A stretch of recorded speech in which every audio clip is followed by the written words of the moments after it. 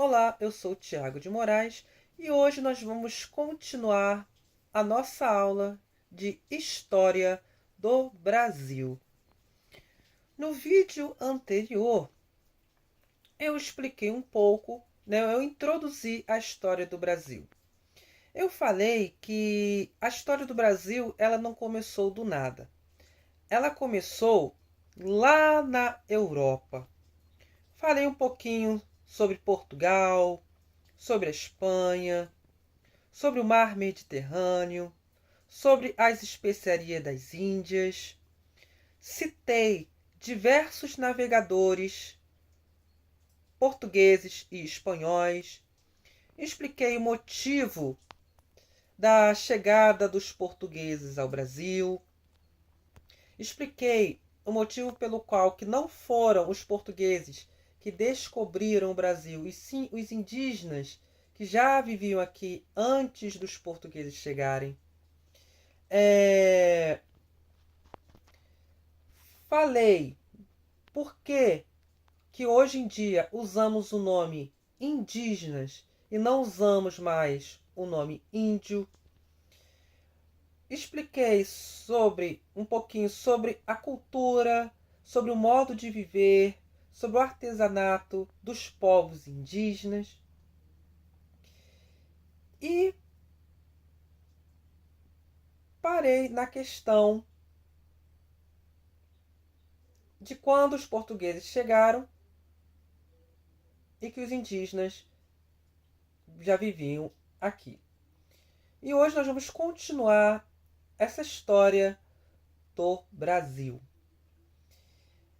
Como eu falei no vídeo anterior, no dia 22 de abril de 1500, a esquadra de Pedro Álvares Cabral chegou ao Brasil. E quem já vivia aqui eram os povos indígenas.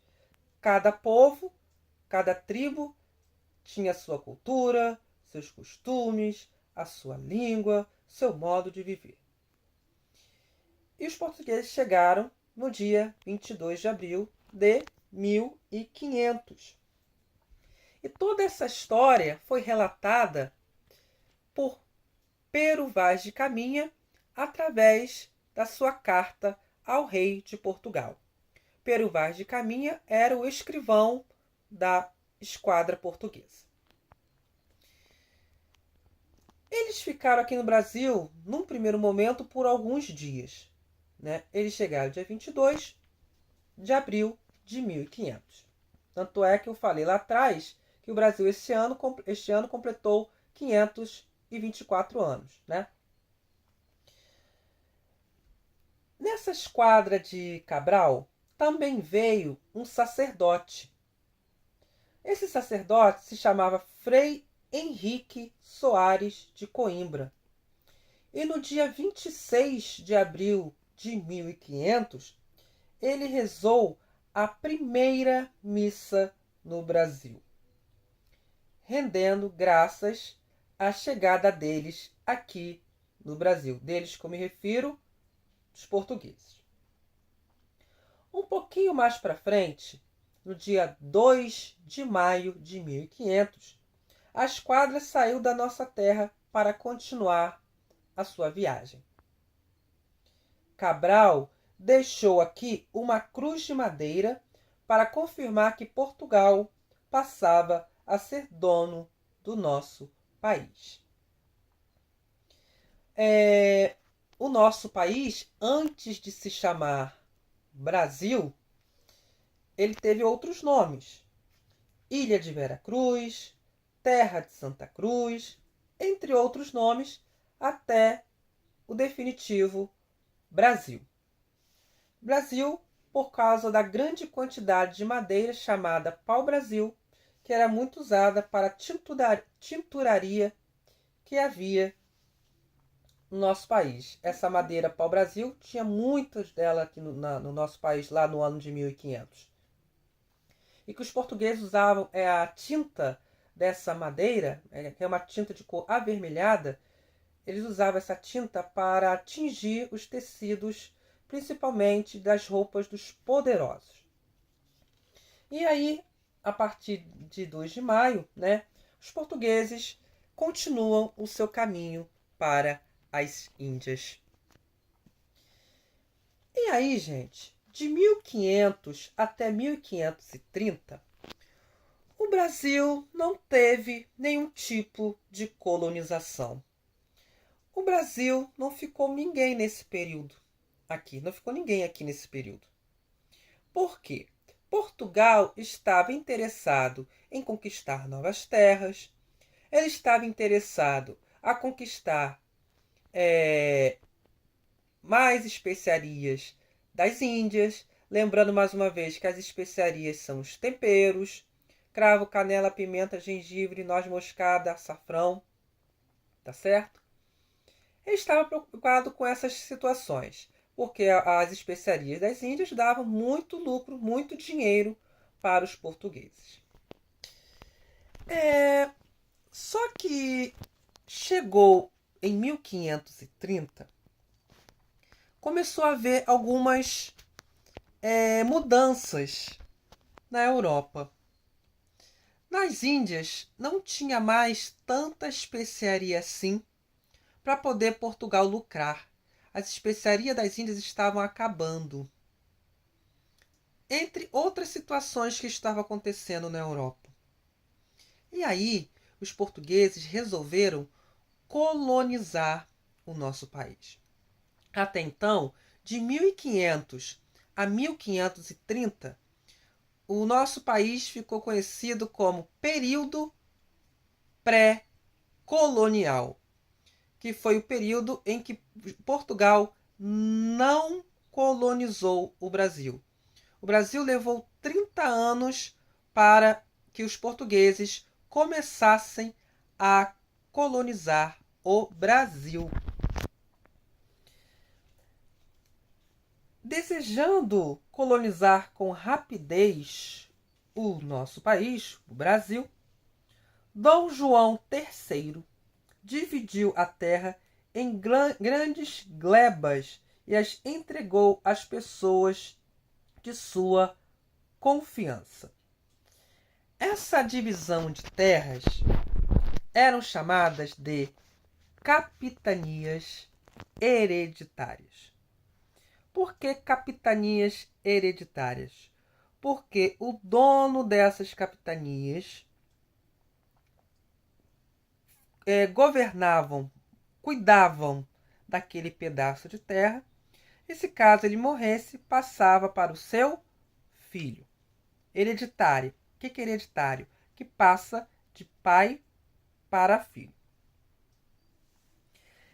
Só que Dom João III ele entregou essas terras para pessoas de confiança. Ele dividiu o Brasil em 15 capitanias hereditárias. Essas pessoas que tomavam conta desses pedaços de terra eram chamadas de donatários. Tá? Donatários. Nós tivemos 15 capitanias: Maranhão, Ceará, Itamaracá, Pernambuco, Bahia, Ilhéus, Porto Seguro, Espírito Santo, São Tomé, São Vicente, Santa Amaro, Santana. Aí você vai falar, só tem 12. É porque teve capitanias que pertenceram a uma pessoa ficou com 2 capitanias, tá? E deram o mesmo nome para as 2, tá bom? Só que somente 2 capitanias prosperaram, que foram as capitanias de Pernambuco e a capitania de São Vicente. Somente essas 2 prosperaram. A capitania de Pernambuco ela foi doada para Duarte Coelho Pereira. E a capitania de São Vicente foi doada para Martim Afonso de Souza. Tá? E por que essas capitanias não deram certo? Porque os donatários eles não tinham recursos para poder estar tomando conta dessas capitanias. Muitas capitanias dessas eram grandes e sofriam invasão de terra.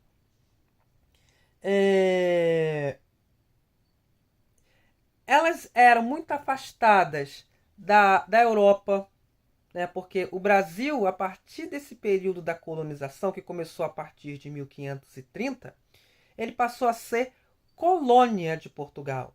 E Portugal passou a ser a metrópole. Tá? Então, Portugal, metrópole, Brasil, colônia. Tá certo? E como somente das 15 capitanias, somente 2 prosperaram, foi criado no Brasil, pelo rei de Portugal, que era o Dom João III, ele resolveu criar o governo geral. Então, por que foi criado o governo geral? Por causa do fracasso das capitanias hereditárias. Tá? Esse governo geral era para administrar toda a colônia, escolhendo para a sede do governo a Bahia. Tanto é que Salvador, que é a capital da Bahia hoje, ela já foi a capital do Brasil. Salvador foi a primeira capital do Brasil.